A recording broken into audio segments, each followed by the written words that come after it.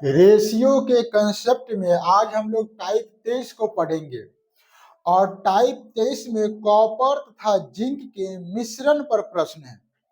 प्रश्न कह रहा है 60 केजी कॉपर व जिंक का मिश्रण है।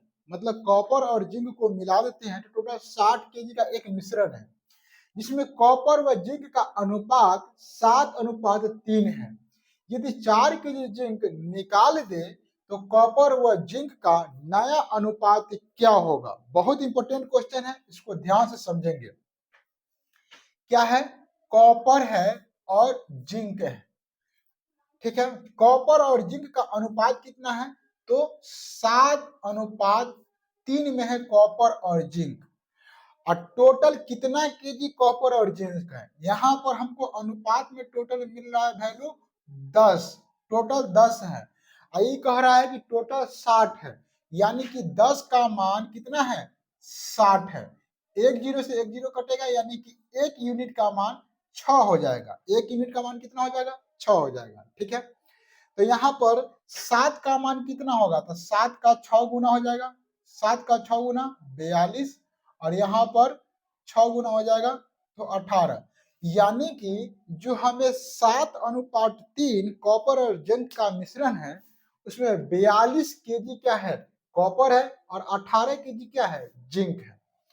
अब हमें जिंक को निकालना है, 4 केजी जिंक निकालना है।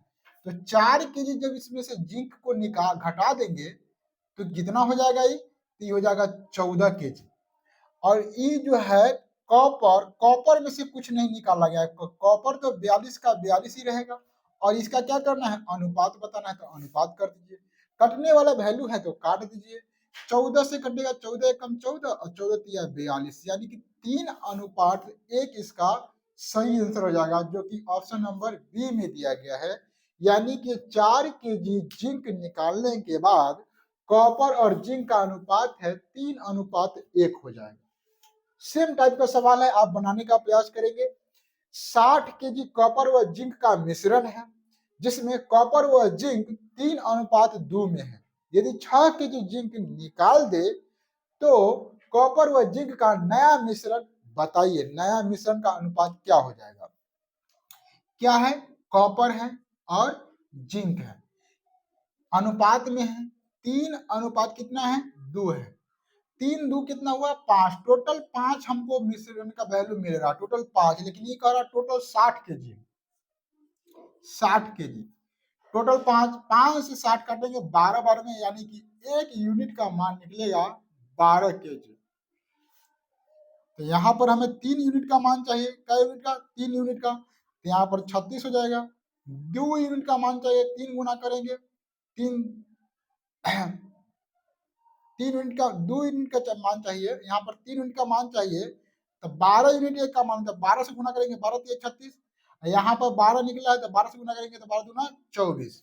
यानी कि कॉपर और जिंक का जो मिश्रण है, मिश्रण में 36 केजी कॉपर है और 24 केजी क्या है? जिंक है।